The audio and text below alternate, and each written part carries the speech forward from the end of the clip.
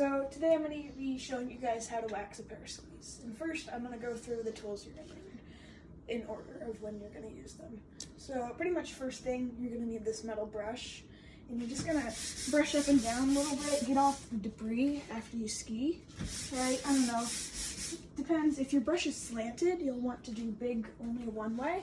As you can see, this is not. So, you know, like just go back and forth and get thorough coverage. Just get some stuff off there.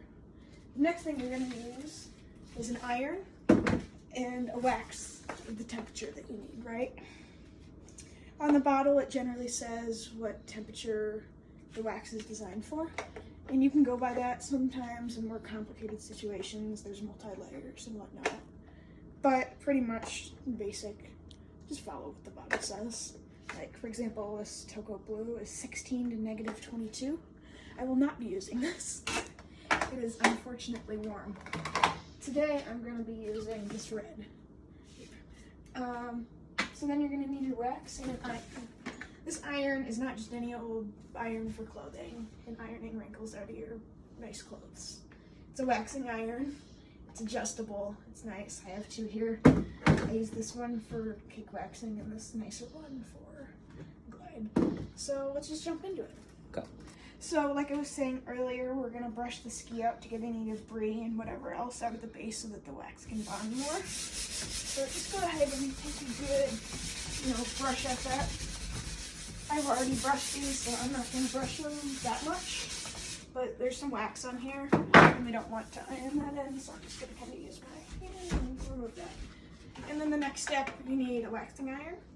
And you're going to heat that up to the temperature listed on the bottle of the wax that you're using. For example, I know that red, I use it a lot, is 140°C. But, different waxes. So I'm going to go ahead and get that heated up. Iron's heated up, we're going to actually lay the wax down. There's pretty much two ways to do that, right? There's my favorite where you take the iron, I have one flat end and one not so flat end, and you'll see why in a minute here. If you take that flat end and just crayon it on like that, and it gives you a nice really thin layer so you're not wasting any wax or anything, and it's easier to scrape off too. And then you can just go ahead and melt it. You really just need to melt it. It's a really common mistake just to over iron and burn the bases of your ski. And then they don't hold wax right and it's just not a good situation. So you have a really thin layer on here. It's still pretty hot, but then you have the not so flat end.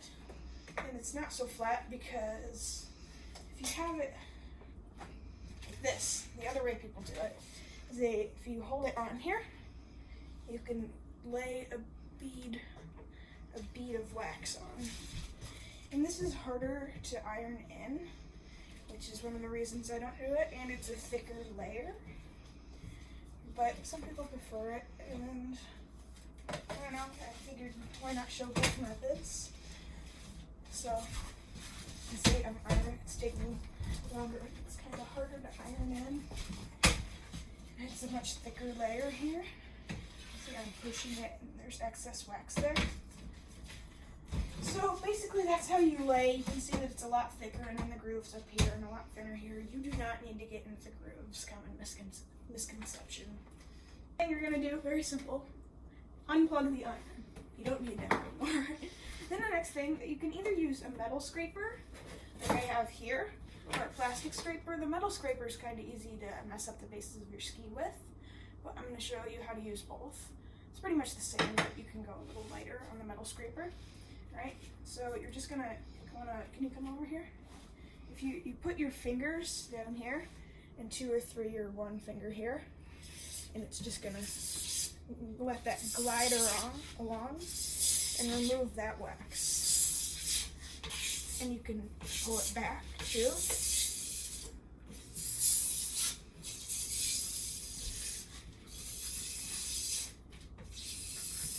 Now that you've removed that, you can really do this in any order. You can see there's a lot more excess wax there. You're going to want to hit the grooves. You could have hit the grooves before, it doesn't matter. And you use this groove scraper tool, and you're gonna want to push it in at a low, shallow angle here, one way with a good amount of pressure, and it's gonna take that wax from the grooves out. And then when you come back here, you're going to want to put it at a very steep angle to get the, it widens out to get the top of the groove. And go backwards and then repeat. Some skis have one groove and you would use the other end of the scraper. Some skis, these have two grooves, especially skate skis tend to have two grooves. So I'm just going to go ahead and repeat that.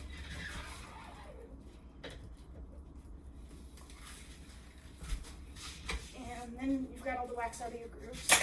And with the plastic scraper, you can see there's still a bit of wax on here that I could have scraped off.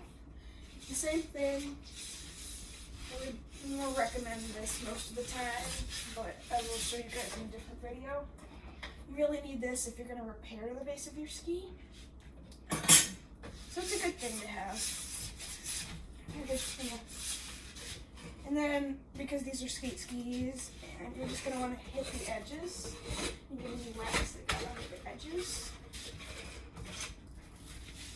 And for the last part here, you're going to want to metal brush it. So for brushing here, if you have a slanted brush, you're going to want to brush so that the angle of your brush, you're not pushing against it, right?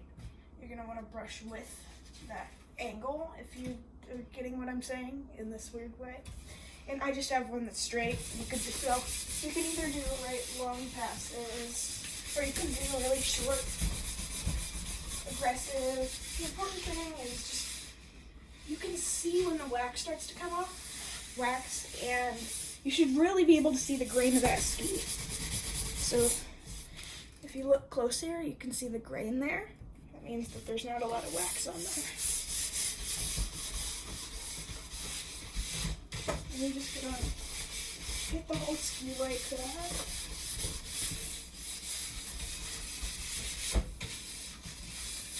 Until you think that there's, not a lot of wax left. In a more high performance scenario, depending on durability and whatnot, stuff gets more complicated. Maybe you brush it less for durability or other things. If it's a sprint, often you'd want your full glide as soon as possible, so not having to wear off the wax. Can we pause? So for the plastic brush or the horsehair, there's a bunch of different kinds. You often do this in sprint races where you can't wait for a little bit of wax to wear off. You need the glide to happen immediately, right? And it's pretty much the same thing with this brush. You're gonna see that as it gets shinier, it means that there's less wax on there. Let's see. You see how that's extra shiny now? You can see that there's still some there, right? So I missed the spot. But these are my practice skis. So this is not very important waxing. It's not a high level competition or whatever, it's just going to ski. So I don't even really need to do this part. And just like that, you have a pretty waxed pair of skis. It's not going to look as perfect. These skis are a bit beat up and old, but that's pretty much how you glide wax a skate ski.